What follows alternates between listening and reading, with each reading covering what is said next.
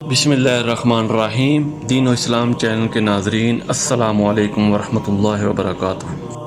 بخاری کی حدیث نمبر 325 ہے۔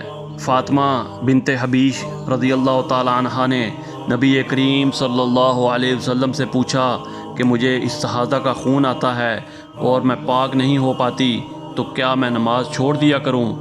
آپ صلی اللہ علیہ وسلم نے فرمایا، نہیں، یہ تو ایک رگ کا خون ہے، ہاں اتنے دنوں میں نماز ضرور چھوڑ دیا کر جن میں سے اس بیماری سے پہلے تمہیں حیض آیا کرتا تھا، پھر غسل کر کے نماز پڑھا کر۔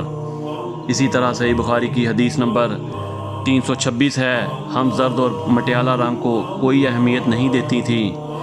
اور اسی طرح صحیح بخاری کی حدیث نمبر 327 ہے، جو حضرت صلی اللہ علیہ وسلم کی بیوی ہیں کہ ام حبیبہ 7 سال تک مستحاضہ رہیں۔ انہوں نے نبی کریم صلی اللہ علیہ وسلم سے اس کے بارے میں پوچھا تو آپ صلی اللہ علیہ وسلم نے انہیں غسل کرنے کا حکم دیا اور فرمایا کہ یہ رگ کی وجہ سے بیماری ہے، پس ام حبیبہ ہر نماز کے لیے غسل کرتی تھی۔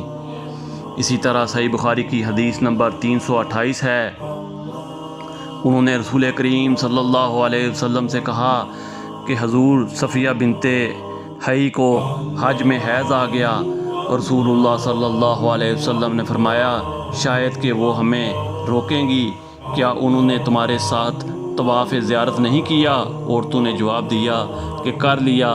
آپ نے اس پر فرمایا کہ پھر نکلو۔ اسی طرح صحیح بخاری کی حدیث نمبر 329 ہے، حائضہ کے لیے جب کہ اس نے طواف افاضہ کر لیا ہو رخصت ہے کہ وہ گھر جائے اور طواف وداع کے لیے نہ رکی رہے۔ اسی طرح صحیح بخاری کی حدیث نمبر 330 ہے، اسے بغیر طواف وداع کے جانا نہیں چاہیے۔ پھر میں نے انہیں کہتے ہوئے سنا کہ چلی جائے، کیونکہ رسول اللہ صلی اللہ علیہ وسلم نے ان کو اس کی رخصت دی ہے۔ قرآن و حدیث کی تعلیمات کے لیے دین و اسلام چینل کو سبسکرائب کریں۔ جزاک اللہ خیر۔